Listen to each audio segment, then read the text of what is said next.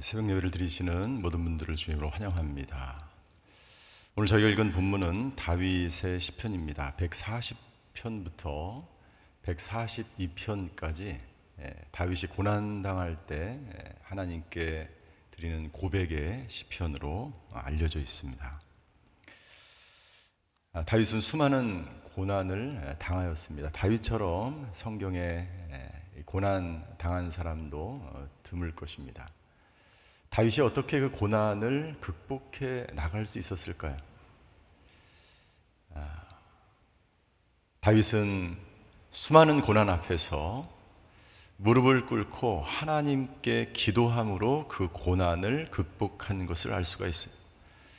다윗의 시편의 대부분이 고난 당했을 때 하나님께 드리는 기도로 되어져 있습니다.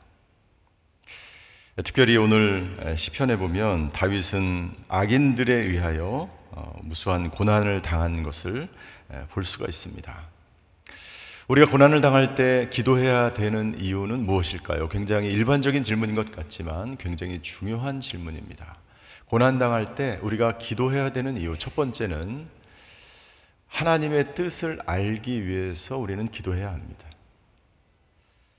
우리가 고난을 당하면 그 고난의 원인이 이유가 무엇인지 알지 못할 때가 굉장히 많습니다. 그러나 우리가 무릎을 꿇고 기도하면 하나님께서 그 고난의 이유를 말씀해 주시고, 어떨 때는 그 고난의 한복판을 지나갈 때 그 고난의 원인을 알 수 없지만 고난이 거의 끝나가면서 하나님께서 주시는 그 고난의 의미를 이해하고 해석될 때가 너무나 많이 있죠.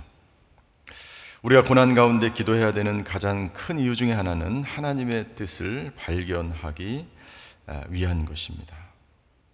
다윗은 10년 동안 사울로 인해서, 사울 때문에 엄청난 고난을 경험하였습니다. 죽음의 직전까지 다가갔고, 특별히 내일과 모레의 이 시편이 거의 동일한 구조로 진행되어져 가는 것을 볼 수가 있습니다. 그 10년 동안 다윗은 그 광야 생활을 통해서 하나님께서 자신을 빚어져 가는 것을 알게 되는 것이죠. 다윗의 기도는 하나님께 자신의 고난의 상황을 한탄하거나 고백하거나, 그리고 악인에 대해서 심판을 해달라고 간구하거나, 이런 기도로 끝나지 않습니다. 다윗의 시편의 구조를 보면 처음에는 자신이 당하는 그 고난을 이해할 수 없기 때문에 하나님 앞에 나아가서 부르짖고 고백하고 이 고난 가운데서 자신을 건져달라고 고백을 합니다. 그러나 다윗의 시편의 마무리는 항상 하나님을 찬양하거나 하나님께 감사를 드리거나 그 고난의 이유를 깨닫고 하나님께 영광 돌리는 그러한 내용으로 마무리되는 것을 볼 수가 있습니다. 오늘도 마찬가지입니다. 13절에 보면 이 13절이 굉장히 중요한 말씀이죠. 주의 이름에 감사를 드립니다. 정직한 사람들은 주 앞에서 설 것입니다. 하나님께 감사를 드리는 것으로 시편이 끝나게 되죠. 우리가 고난 가운데 기도하는 것, 다윗처럼 하나님의 뜻을 깨닫는 거야. 기도를 통해서, 하나님의 뜻을 깨달을 수 없을지라도 하나님께서 이 고난을 주신 그 이유를 받아들이는 것입니다. 고난은 때로는 우리가 이해할 수 없습니다. 왜 나에게 이런 고난이 왔을까? 이해할 수 없어요. 그러나 중요한 것은 하나님의 뜻을 깨달을 뿐만 아니라 이 고난을 내가 받아들이는 것이 중요합니다. 고난을 받아들이지 않게 되면 다윗의 시편은 대부분 이 13절에 이 내용이 나와 있지 않을 거예요. 그냥 자기의 아픔을, 자기의 마음을, 자기의 고백을 그냥 드리는 것으로 끝날 거예요. 그러나 다윗의 시편은 대부분 그 마무리를 하나님께 감사하고 하나님께 찬양하고 내가 새벽을 깨우겠다라고 하는 그 고백으로 끝나는 것입니다. 무슨 말입니까? 그 고난을 받아들이기로 내가 결단하는 거예요. 기도를 통해서 기도하면 이 고난이 나에게 왜 있는지 하나님의 뜻을 발견하고 그 고난을 받아들이는 것이죠. 두 번째, 우리는 고난 가운데 왜 기도해야 될까요? 우리의 힘으로는 그 고난을 감당할 수 없기 때문이에요. 내 힘으로는, 나의 연약한 내 힘으로는 그 고난을 받아들일 수 없기 때문에 우리는 고난 앞에서 무릎을 꿇고 기도해야 되는 거예요. 1절부터 5절까지 보면 다윗을 끊임없이 괴롭힌 그 사람들이 등장합니다. 그들이 어떻게 다윗을 고난 가운데로 몰고 갔는지가 기록되어 있습니다. 여기서 악한 사람들이라고 되어 있습니다. 1절에 보니까 악한 사람들, 그리고 그들이 어떻게 다윗을 공격하고 다윗을 힘들게 하였습니다. 2절에 보십시오. 그들은 마음에 악한 계획을 세우고 있는 사람들이에요. 그들의 마음은 항상 악하기 때문에 그런 사람들과 옆에 있으면 항상 싸움이 일어납니다. 다툼이 있어요. 분쟁이 있어요.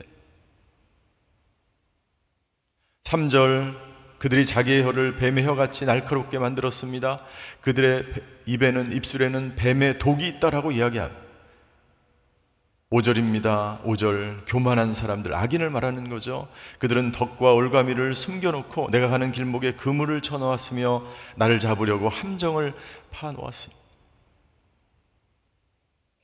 그 악한 사람들의 마음 가운데 있는 것들을 내가 이길 수가 없어요.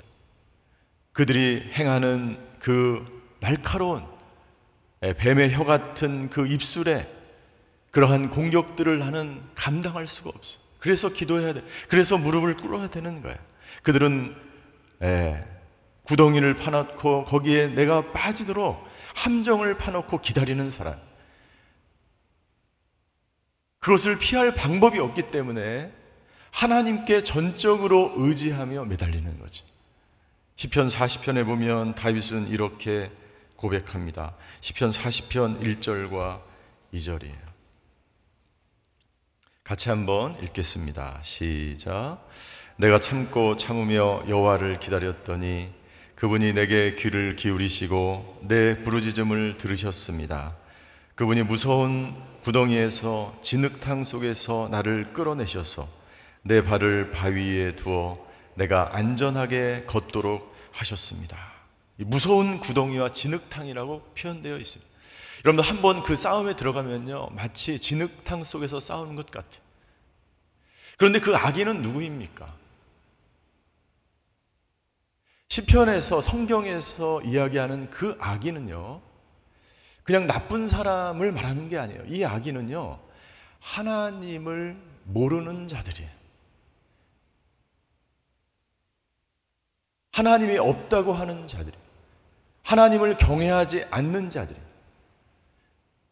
의인은 누구입니까? 의인은 하나님을 경외하는 자들, 하나님을 의지하는 사람들을 의인이고, 악인은 하나님이 없다고 하는 사람들이에요. 마치 그런 사람들과 영적인 전쟁 가운데 들어가면 진흙탕 속에서 싸우는 것 같은, 헤어나올 수 없는 그런 고통 가운데 들어가게 되는 것이죠. 이 전쟁에서 나를 구원할 사람, 내 힘으로는 도저히 감당할 수 없는 그 고난 가운데서 우리가 할 수 있는 것, 그것은 기도입니다. 내 힘으로 감당할 수 없기 때문입니다. 그래서 다윗은 계속해서 6절부터 11절까지 이야기합니다. 내 힘으로 그 악인들을 내가 감당할 수 없기 때문에 하나님께 도우심을 요청할 뿐만 아니라 하나님께서 심판해 주기를 간절히 바라는 거예요.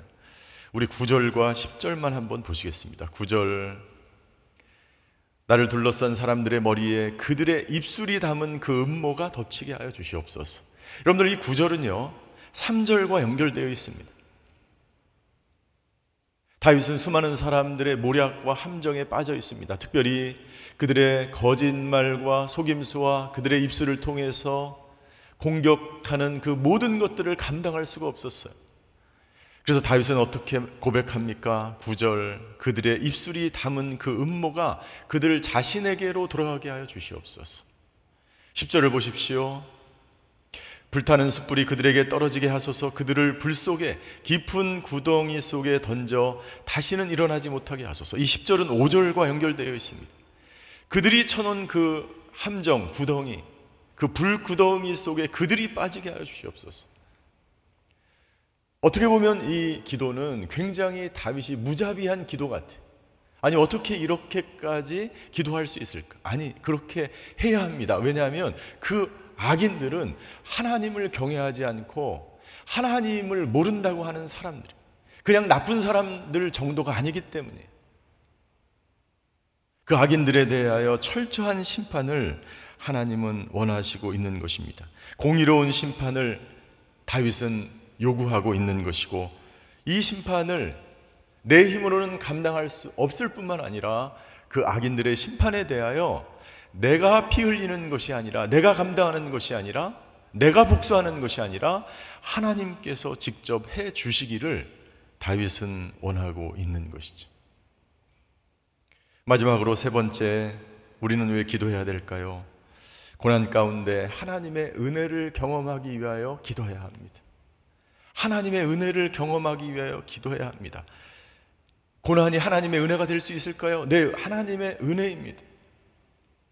우리가 고난 가운데 무릎을 꿇고 하나님께 나아가면 하나님께서 반드시 은혜를 주시는 하나님인 줄 믿습니다.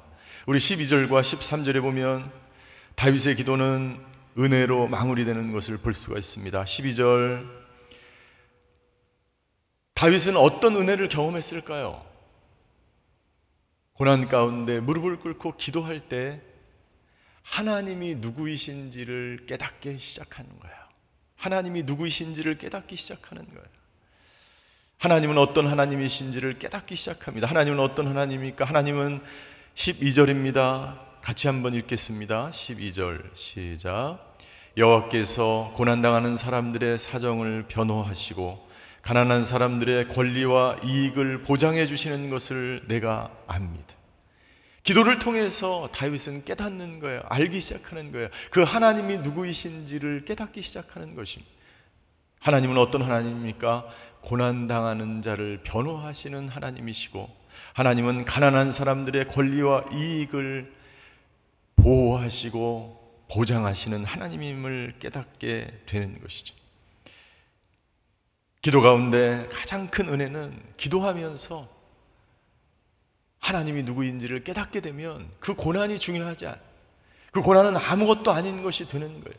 그 고난이 중요한 것이 아니라 하나님이 누구이신지를 깨닫기 시작하면 그 고난이 이해가 되고 그 고난을 받아들이게 되고 그 고난 가운데서 엄청난 은혜를 받게 되는 것이죠. 다윗의 기도는 이것으로 끝나지 않습니다. 13절이 가장 중요한 본문의 말씀.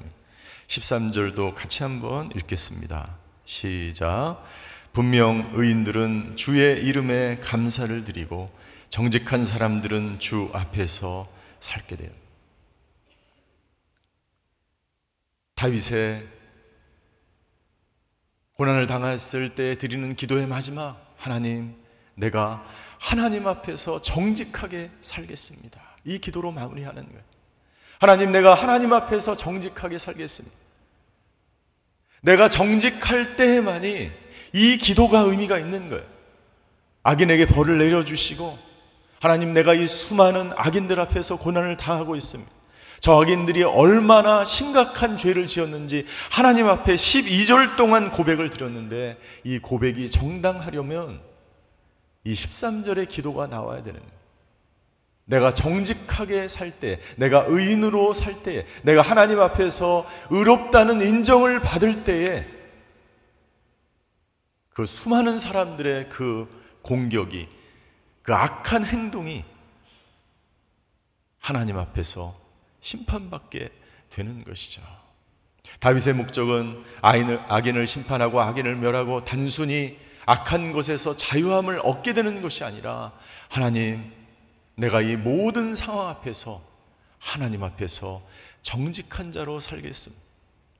하나님 앞에서 그 악인들의 수많은 음모와 악인들의 입술의 고백과 악한 자들의 그 모든 공격에 대해서 나는 하나님 앞에서 정직하게 살겠습니다 라고 고백하는 것, 이 고백이 저와 여러분들의 고백이 되시기를 주님의 이름으로 축원합니다.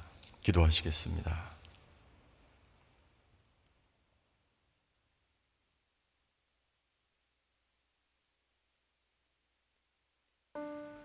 다윗의 기도는 하나님 앞에 정직한 사람이 되는 것, 하나님과 동행하는 사람이 되는 것, 그것이 다윗의 기도였습니다. 우리가 기도해야 되는 이유, 하나님, 고난 가운데 하나님의 은혜를 경험하기 원합니다.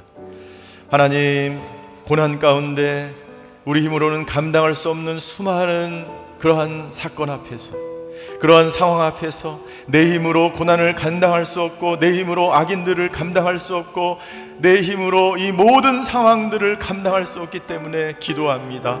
아버지 하나님, 우리의 기도에 응답하여 주시옵소서.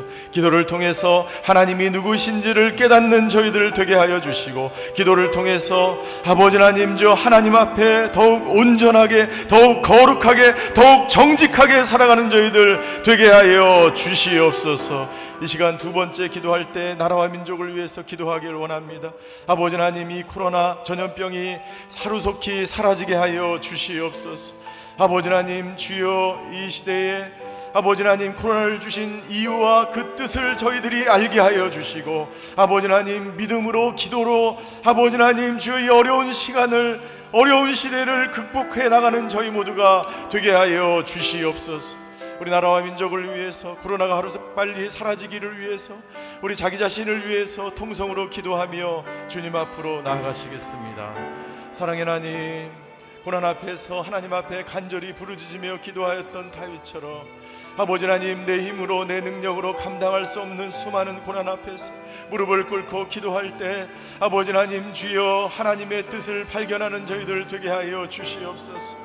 아버지 하나님, 주 이 고난의 의미가 무엇인지, 이 고난을 받아들이며 하나님이 누구신지를 발견하며 살아가는 저희들 되게 하여 주시고, 무엇보다도 다윗이 고백한 것처럼 하나님 앞에 더욱 정직하게, 더욱 거룩하게 하나님 앞에서 살아가는 저희들 되게 하여 주시옵소서. 아버지 하나님, 오늘도 어떤 환경과 어떤 고난과 어떤 어려움 속에서도 아버지 하나님, 주여 무릎을 꿇고 기도할 때 하나님의 은혜 가운데 거하는 저희들 되게 하여 주시옵소서. 아버지 하나님, 나라와 민족을 위해서 기도합니다. 전 세계적으로 아버지 퍼져있는 코로나로 인해서 많은 사람들이 어려움과 고난을 당하고 있습니다.